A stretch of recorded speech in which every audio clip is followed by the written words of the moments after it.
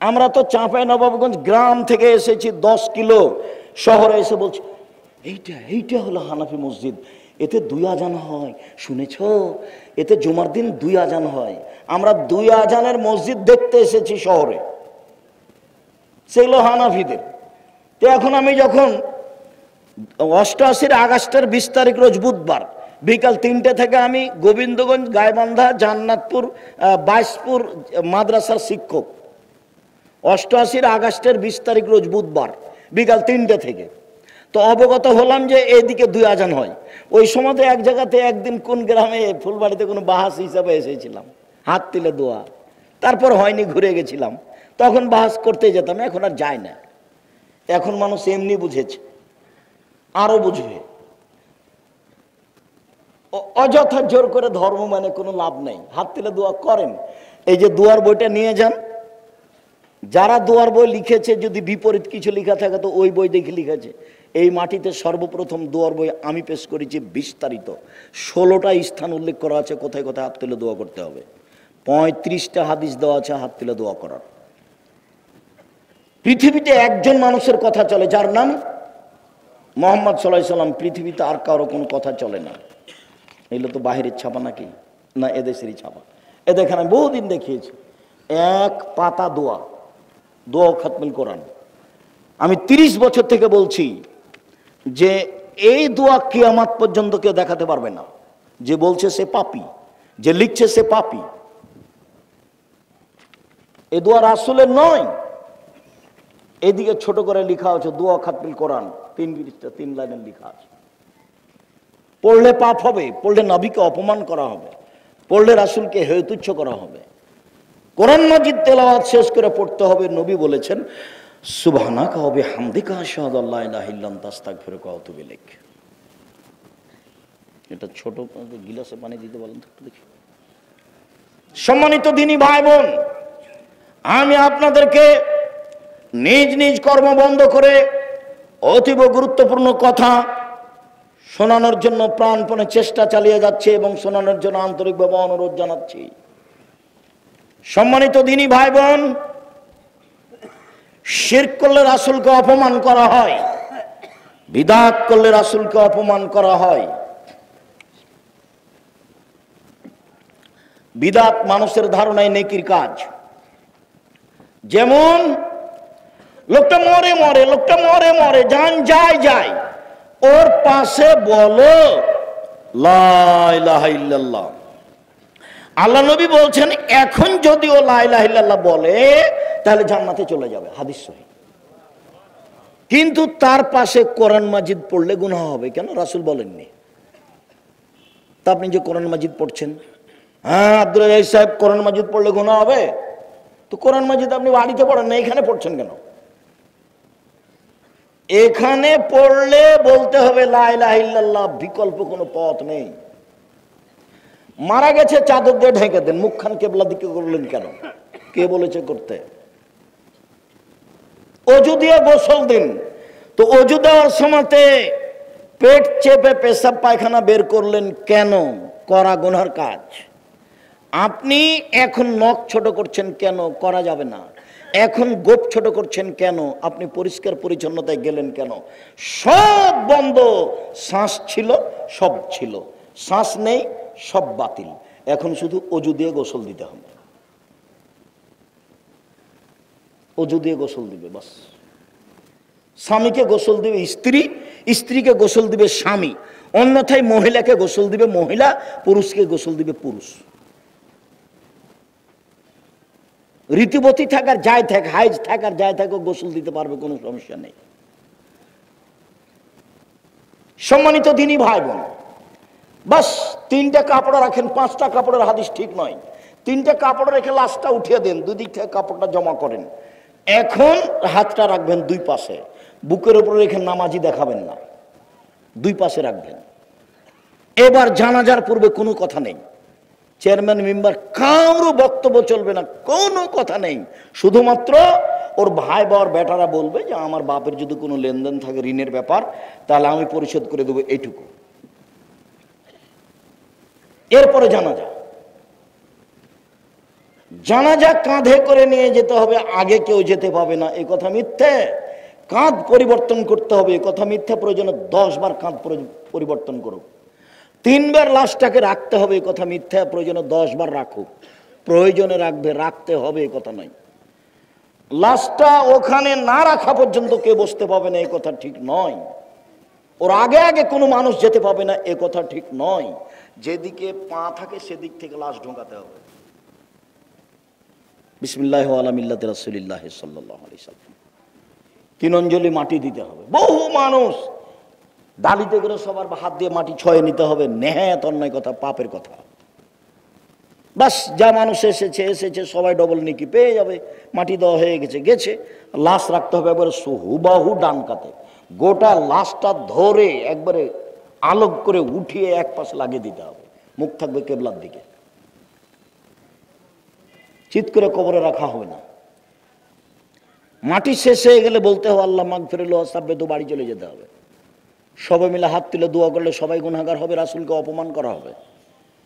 আপনি একটু পরে এসে হাত তুলে দোয়া করেন, আপনার বাপ হয়, আপনার ভাই হয়, এখন যান। আপনার বাপ, আপনার ভাই, আপনার আত্মীয়স্বজন যান, মাঝে মধ্যে যান। যাননি তো সেদিন খামাখা ঢং দেখাতে গেছেন কেন? আমি তো 30 বছর আগে না করেছি। এমন কোন মায়ের বেটা এখনো জন্ম হয়নি কেন? ওরকম মুখের ওপরে বলে না কেন? হুবাহু প্রমাণ পেশ করতে হবে। শুধু কাজই এটা।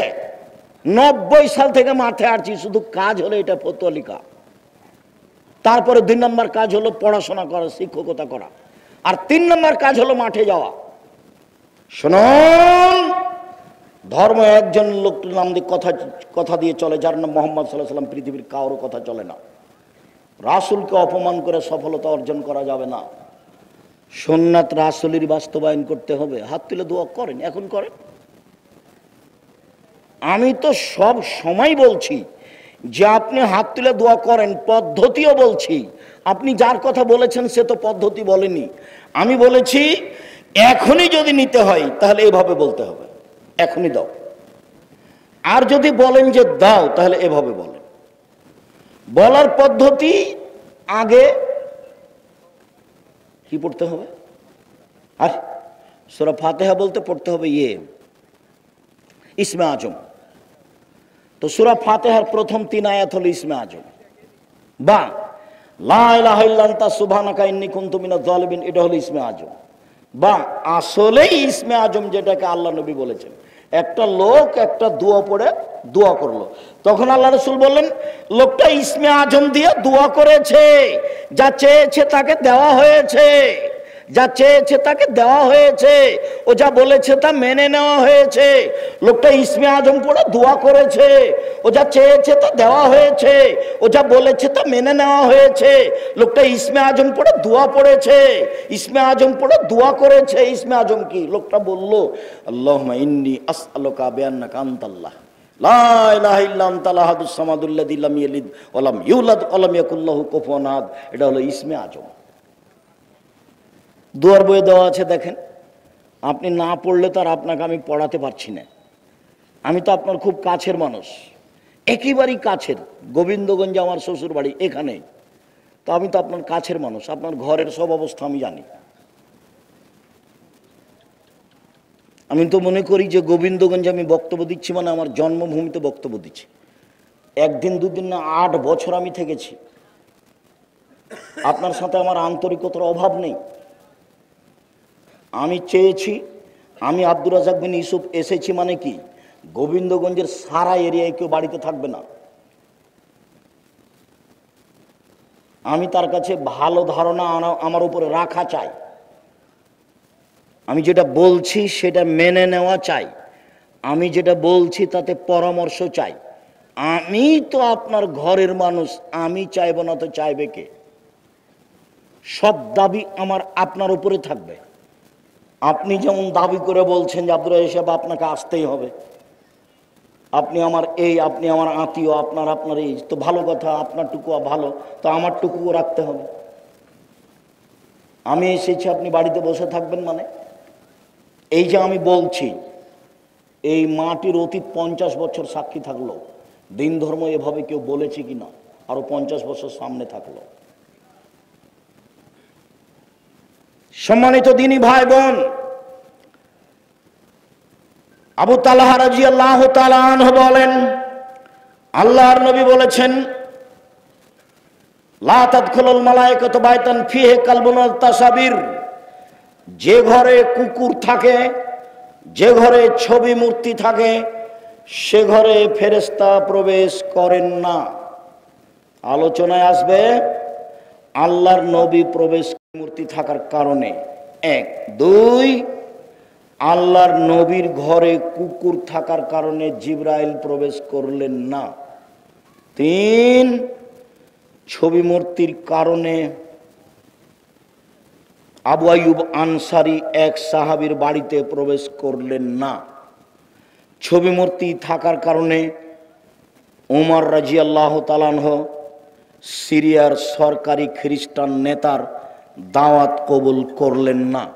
অল্প সময়ের মধ্যে আপনাকে আমি সব দেখাবো, এতে আপনার সাথে আমার অনেক মাঝে মধ্যে জরুরি কথা থাকবে সম্মানিত দ্বীনী ভাই বোন, ইনশাল্লাহ।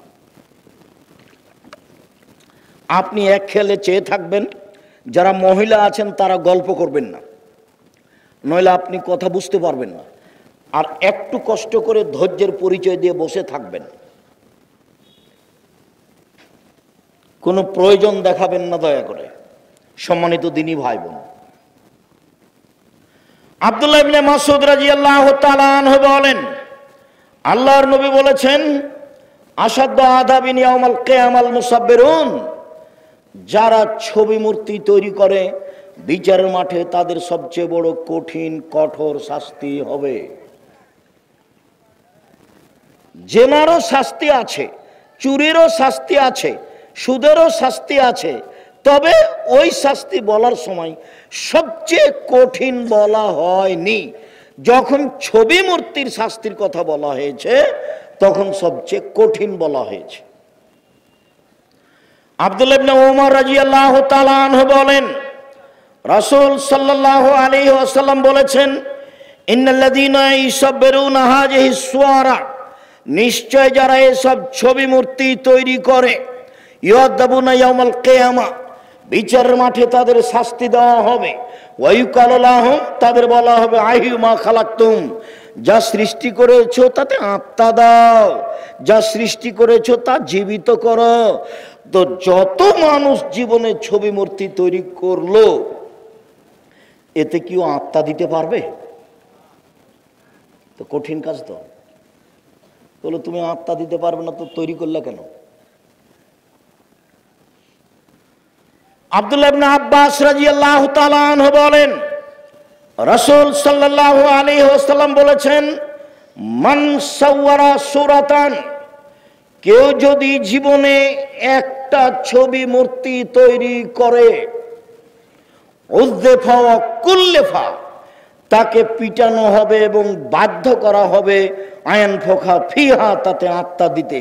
পিটিয়ে বাধ্য করা হবে, পিটানো হবে, বাধ্য করা হবে, পিটানো হবে, বাধ্য করা হবে। অহুয়া লাইসাবে নাফেক, কিন্তু আত্মা দিতে পারবে না। এটা তার কাজ নয় তো। আত্মা দেওয়া কার কাজ? আল্লাহর কাজ। আমি রাস্তাঘাটে চললে, বিমানবন্দরে ঢুকলে এক শ্রেণীর মানুষ এভাবে হাত ধরে, হাত জোড় করে। আপনাকে একবার জোড়হাত করে বলছি, একটা সেলফি নিতে দেন, একটা একটা একটা ছবি ধরতে দেন। বলি জি না। আমি বক্তব্য চলাকালীন যেসব ছবি উঠছে, এইটারই কি জবাব দেব তাই আমি বুঝে উঠতে পারি না। এখন আমি মাঝে মধ্যে বলি যে আমি জনগণের সামনে বলে অত সুবিধা পেতাম না, যন্ত্রের সাহায্যে সারা পৃথিবীর বাঙালি যেভাবে জানলো। সারা পৃথিবীর যারা বাংলা ভাষার লোক, তারা যন্ত্রের মাধ্যমেই জানলো। পৃথিবীর যেখানেই যায় না কেন, সেখানেই বলে, আব্দুর রাজ্জাক সাহেব, আপনার বক্তব্য আমরা তো ইউটিউবে দেখে, আমি দাড়ি ছেড়ে দিয়েছি, আমি প্যান্ট এখনো নিচে কেটে ফেলেছি, আমি 5 ওয়াক্ত সালাত আদায় করি, আরে আপনার বক্তব্য শুনে শুনে আমি না এভাবে বাড়িকে সুন্দর করে ঘেরেছি। আমরা একটা ক্যারাম বোর্ড খেলতাম, তাকে একেবারে ভেঙে চৌচির করে আগুনে জ্বালিয়ে দিয়েছি। যার জন্য আমি এটা মেনে নিয়েছি। এক সময় এগুলো আমার সামনে কেউ রাখতে পারতো না। তাকে পিটিয়ে বাধ্য করা হবে, সেটা কি সহজ কথা হলো? কিন্তু সে তো করতে পারবে না। চলেন এবার খুব কাছাকাছি চলে আসে। আয়েশা রাদিয়াল্লাহু তাআলা আনহা বলেন, লাম ইয়াকুন ফিল বাইতে শাইআন ফিহা সূরা আও তাসালিম ফানাকাজাহু। আল্লাহর নবী বাড়িতে ঢুকে দেখতেন কোনো কিছু ছবি মূর্তি, প্রাণী, মাটির তৈরি, গাছের তৈরি, যে কোনো প্রাণীর যদি ছবি মূর্তি দেখতেন তাকে হাতে হাতে ভেঙে চৌচির করে দিতেন। আজ বাড়িতে ঢুকে দেখবেন আপনার স্ত্রীর জন্য, আপনি যে আপনার বাচ্চার জন্য পায়খানার জন্য আপনি পটটা কিনে নিয়ে গেছেন, সে পটটা ঘোড়া, সেটা তো আমরা কিনতাম না। আর আমাদের বাড়িতে যদি কিনেও ফেলি তাহলে ওটা মাথাটা কেটে দেওয়া হবে, যদি না কেটে দেওয়া হয় তাহলে হাতে হাতে বাইরে ফেলা হবে বা মাটিতে পুঁতে দেওয়া হবে। পটটা আমাদের বাড়িতে এইভাবে 1 ঘন্টা থাকতে পারে না, অসম্ভব। আমি আপনার বাড়িরই একজন, আমার বাড়ি আপনার বাড়ি থেকে ভিন্ন এ কথা আমি বলছি না। কেন? আমার পরিবার গোবিন্দগঞ্জের মানুষ, অতএব আমি আপনার বাড়িরই একজন মানুষ। আমাদের বাড়িতে ভুলেও কার্টন আছে এমন গেঞ্জি, ছবি আছে এমন গেঞ্জি ঘন্টা থাকতে পারে না। হয় ফেরত দেওয়া হবে, না হয় জ্বালিয়ে দেওয়া হবে, না হয় মাটিতে পুঁতে দেওয়া হবে। আয়েশা রাদিয়াল্লাহু তাআলা আনহা বলেন, ঢোকার সাথে সাথে এরকম কিছু দেখলে তিনি ভেঙে ফেলতেন। আপনার স্ত্রী প্লেট কিনেছে গোবিন্দগঞ্জ বাজারে, সেই প্লেটে আছে চিংড়ি মাছ। আপনার স্ত্রী একটা তরকারির বাটি কিনেছে, সেটা হলো কাতল মাছ। আপনার স্ত্রী একটা মুখ দেখা আয়না কিনেছে, সেটা হলো রুই মাছ।